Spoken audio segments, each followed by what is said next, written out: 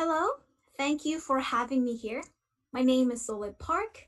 I am a doctoral student at Aalto University School of Arts, Design, and Architecture here in Finland.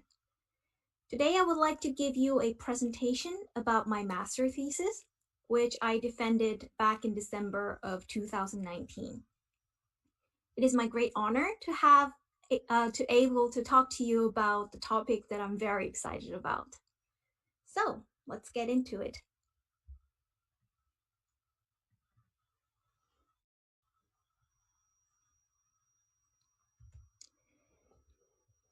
The title of my master thesis is Display the Gameplay but Playfully, and my thesis supervisor was Professor Mira Tavin. This thesis discussed the display choices in Game Museum through a retrospective comparative research between game museums in my home country, South Korea, and my current country, Finland. And I did this by combining the method of visual discourse analysis and comic-based research. I'll get back to the methods later in this presentation. The research participants of the thesis was Nexon Computer Museum in Jeju Island, South Korea, and the Finnish Museum of Games located in Tampere, Finland.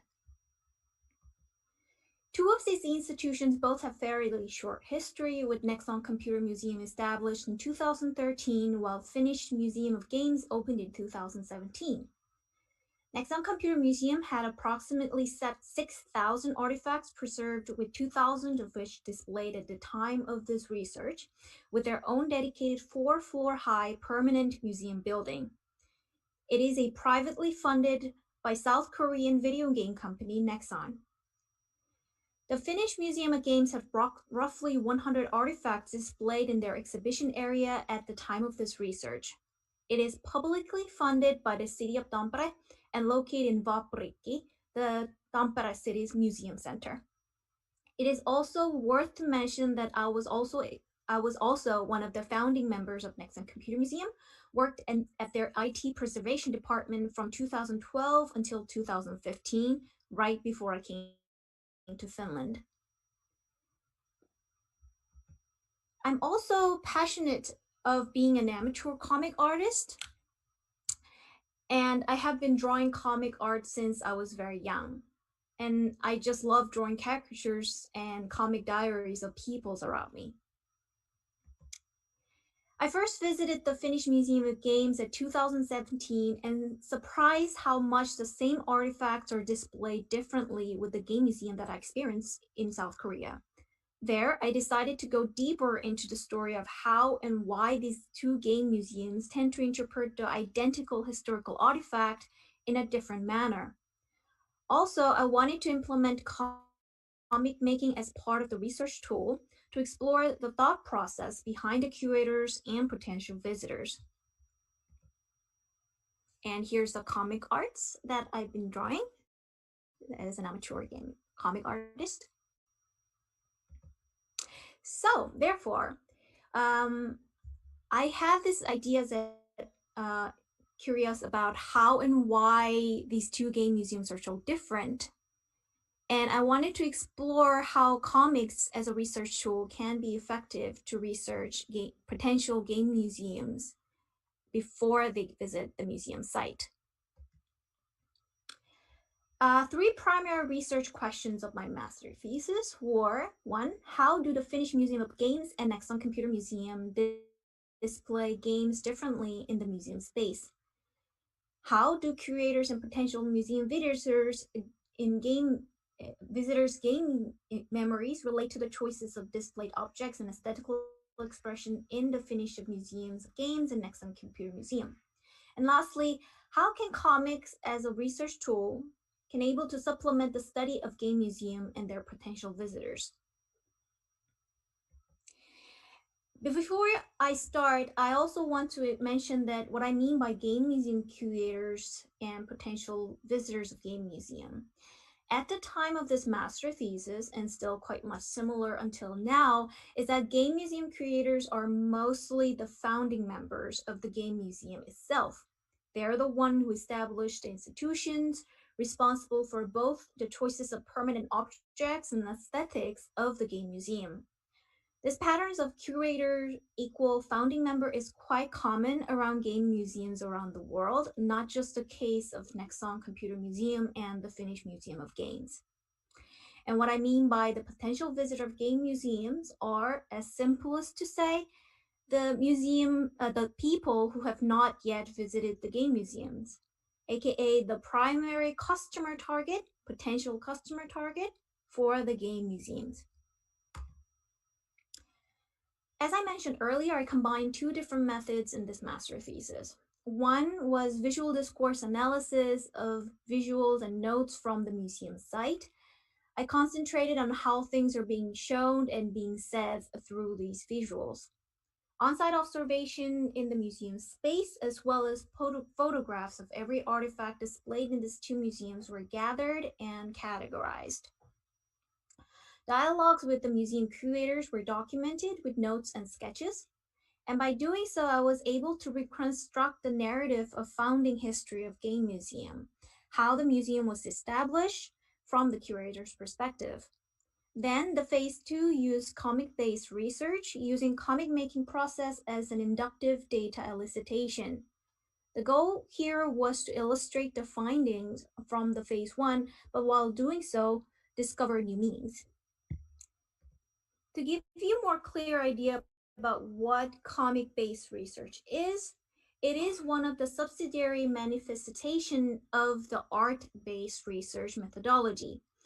It is the transdisciplinary approach to quote, combines the tenets of the creative arts in research context by Levy in his book in 2018. Various artistic tools can be used in art-based research, and comic-based research is a broad set of practices that use the comics. Comics are, to quote my favorite comic work of all time, The Understanding Comics by Scott McCloud.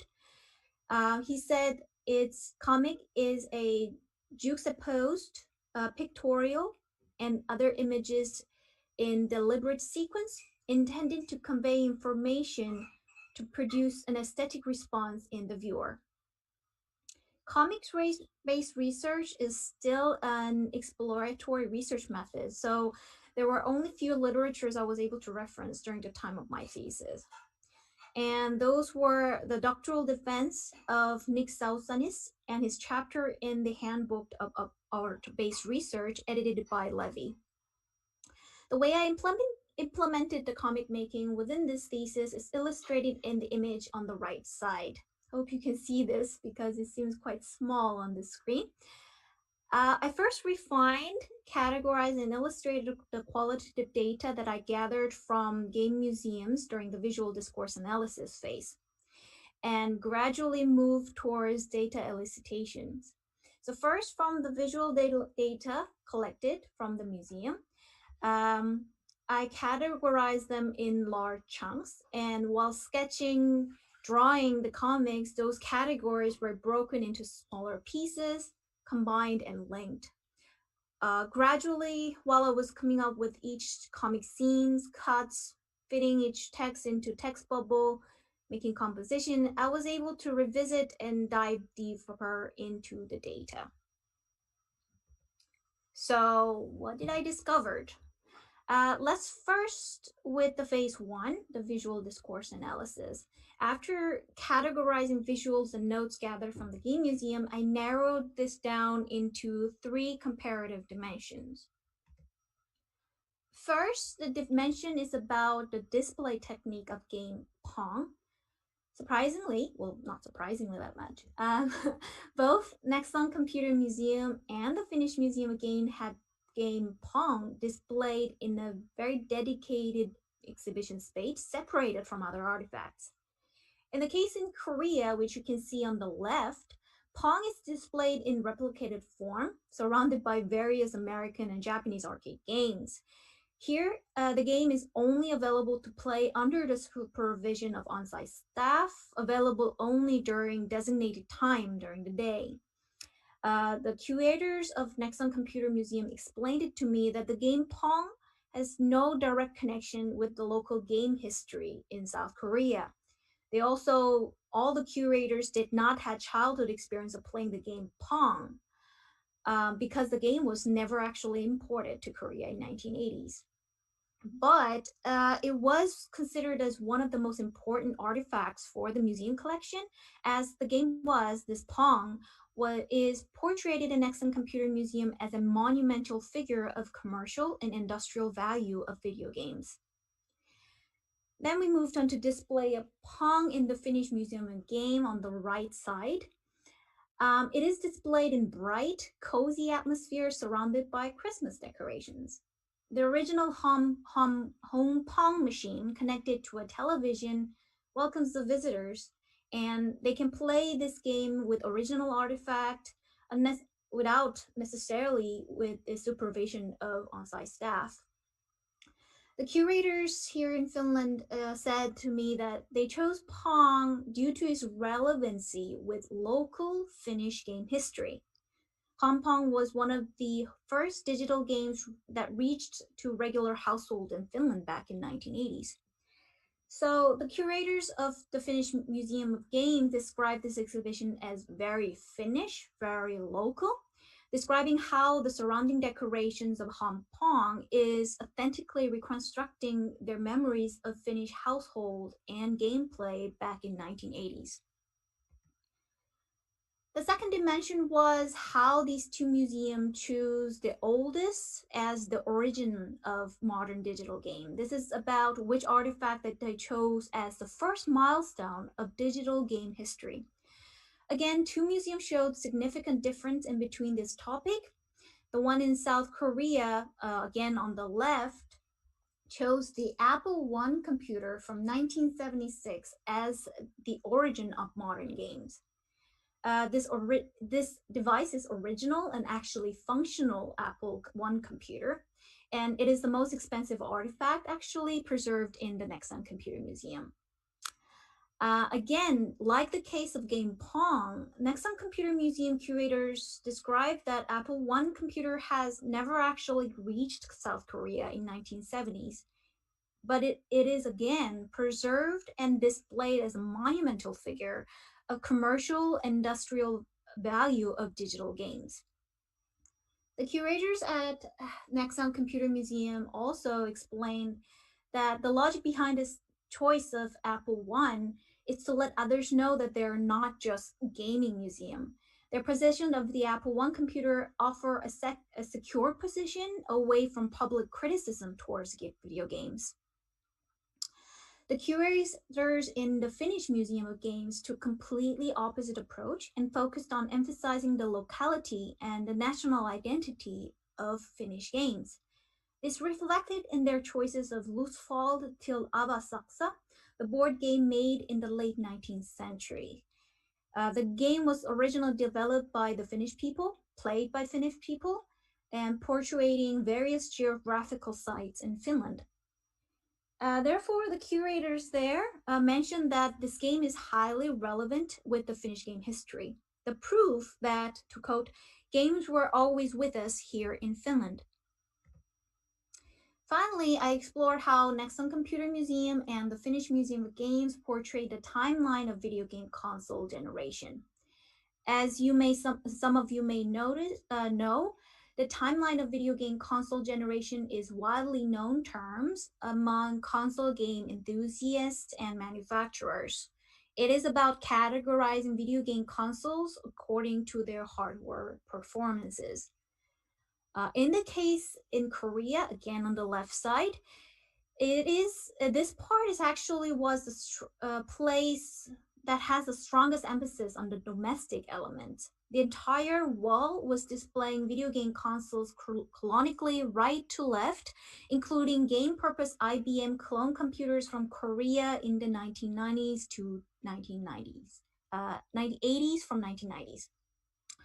Then another side of the wall was dedicated entirely to Korean game magazines. Some of those consoles are available to play freely by the visitors, with 3 to 5 playable console cartridges per console generation. There, this Korean curators mentioned that although the canonical order of the displayed objects and the choices of these playable console machines are based on the historical record, but the aesthetical decorations and the choice of playable cartridges are primarily based on his childhood gameplay memories or his preferences. For the one in Finland, which again on the right side, is the video game console generation displayed on the wall of multi-purpose area. This area is commonly used for lectures, workshops, and public events. And the video game console here are more of a decorative aesthetic figures rather than historical artifacts.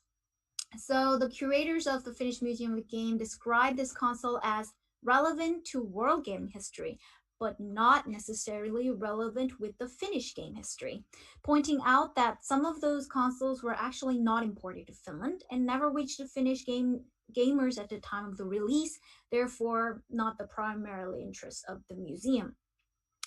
This is a contrast again with Nexon Computer Museum, where they had games that were not imported to Korea praised as one of the most precious artifacts in the museum. And overall, this evidence how game history can be portrayed differently per game museums and the point of their interest.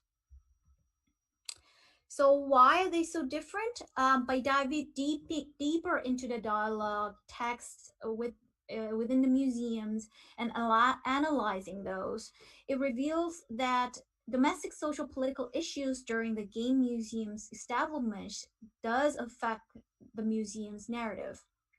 This finding was revealed through museum text and dialogues with the game museum curators. I already mentioned that Nexon Computer Museum announced themselves as Computer Museum rather than Game Museum. And they emphasize on commercial success of Pong and Apple One, while the Game Museum in Finland emphasized on domestic elements like decorated Pong inside Finnish household and selecting Lusfall till Avasaksa as the origin of modern games. So here's the thing. In the year 2012, a year before Nexon Computer Museum's grand open, South Korean government have listed video games as one of the four evil axes and passed the legislation of the shutdown law, the law that bans minor gamers to play video games after midnight. So, with this growing criticism, as what Nexon Computer Museum curators described, there was a criticism about games overall when the museum was found. So they purposely tried to avoid themselves making Nexon Game Museum. Instead, they named themselves as Nexon Computer Museum and had to find their way away from the criticism by distancing them from the domestic elements, by structuring a narrative of Korean games as a reflection of a worldwide phenomenon of the game industry rather than autonomous or self-emerged domestic invention. The Finnish Museum of Games, on the other hand, focused on the history of Finnish games, of how Finnish game became like today. And interestingly, the museum was founded around the time when Finland was celebrating the 100th anniversaries of Finnish independence in 2017. This emerge of national pride and nationalistic inspiration did impacted this game museum in Finland. Despite the museum did not directly receive any fundings or directly motivated with this 100th anniversary, but curators generally agreed that the social political atmosphere around that time, celebrating what Finland has achieved for the 100 years, certainly gave positive influence of the museum. During that time, what used to be a private collection or short-term temporary exhibition grew exponentially into a full permanent, publicly funded museum as it is today.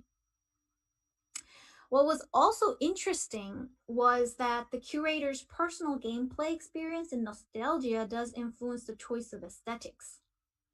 Nexon Computer Museum's curators were not hesitate to select playable console cartridges for their domestic history of video game console timeline, and they did so based on their preferences and memories. Their aesthetical choices of replicated Pong and Apple One were fairly neutral because they were lack with experience of playing these games back in their childhood. The aesthetics of the game museum in Finland were also similar, driven by the idea of how those games were used to played in Finland based on their memories also back in those days. So obviously, it seems very obvious that curators are key components of game museum, and there are, like I mentioned just before, according to this research, they are self-motivated individuals who actively choose the objects according to museum's core social political standing, will not hesitate to bring their gameplay memories or non-gameplay memories alive into the aesthetic of the museum. Then I move on to the comic-based research phase. The part two of my master thesis is here. So the comic was both written and illustrated by myself, and I was quite excited about doing so. And it was released on Facebook and Tapas, the online webcomic platform. And it started with 551 subscribers. And because this was a web-based comic series with social media functions of commenting and like buttons, it was a seamless channel for me to gather responses from the viewers, which I identified as potential game museum visitors.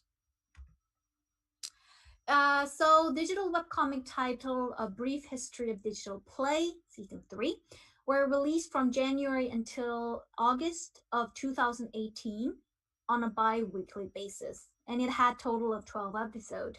You can also read all of them, which is appendix in my master thesis. In the early episode of the comic, I introduced both of these game museums in South Korea and Finland, their founding stories, major artifacts, all the data gathered that I collected from the phase one. Then I gradually started to revisit the data as I draw more episodes. In the later episodes of the series, I also reflected some of the readers' comments and feedback, which also enables some sort of participatory aspect.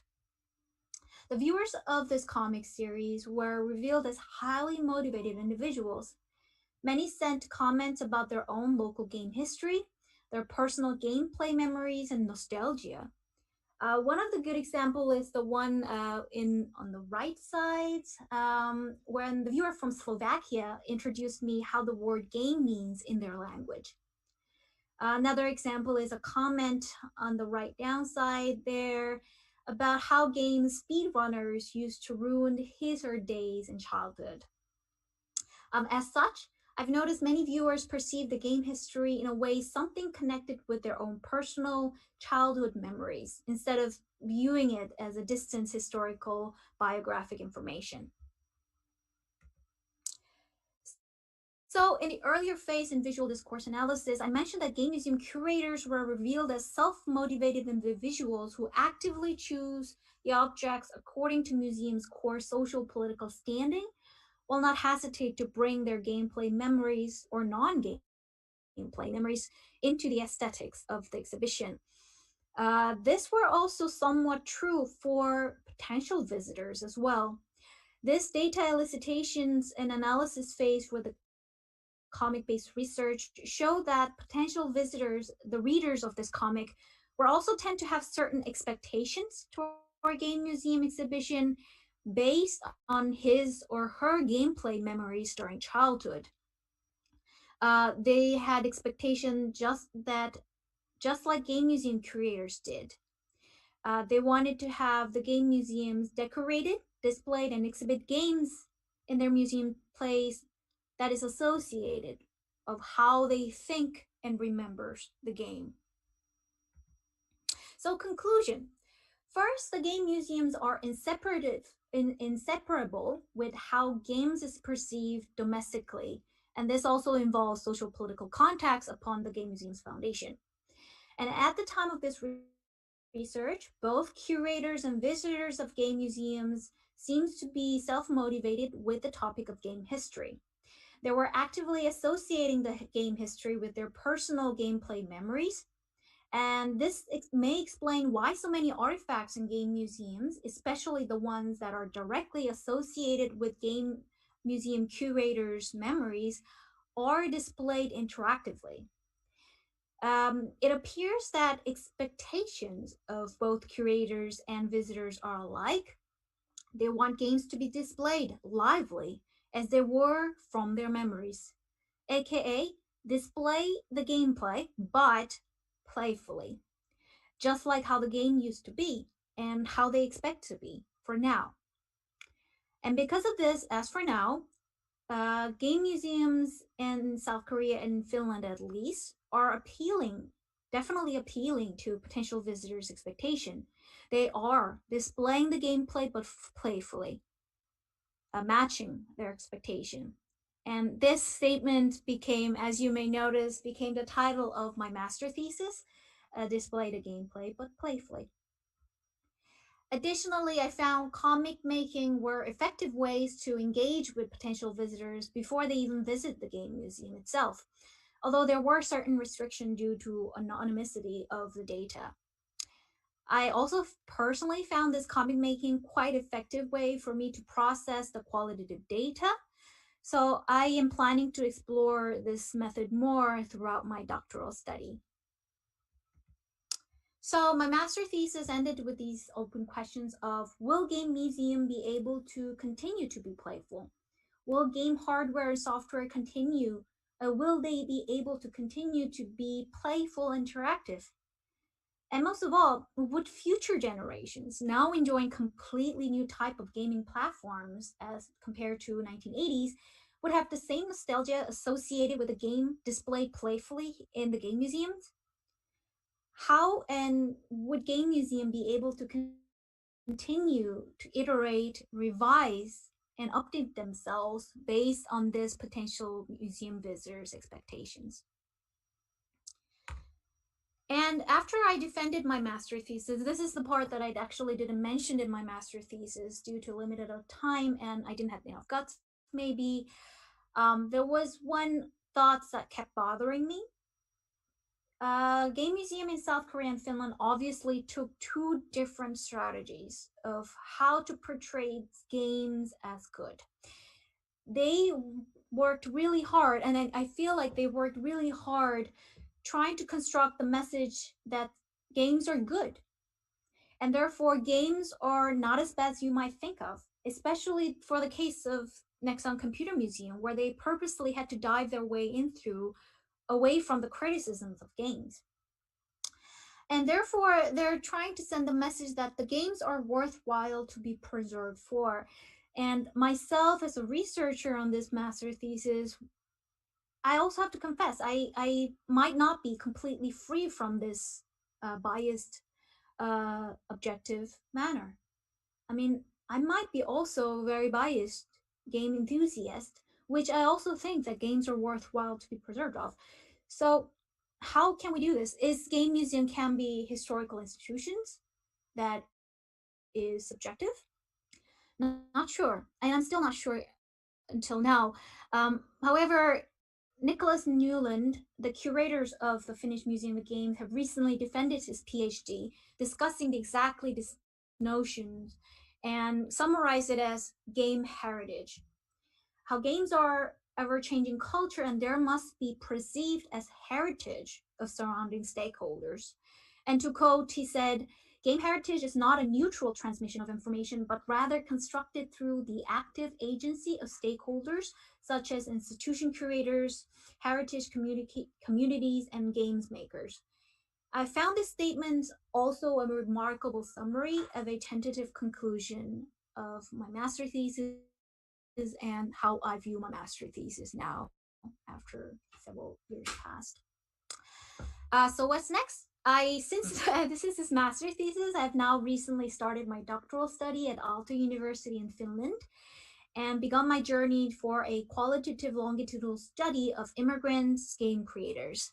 So while my master thesis focused on how game museums tend to interpret game history based on their cultural standard or biases, my doctoral thesis, doctoral project at least, will be about how the practice of game making tends to get interpreted culture to culture.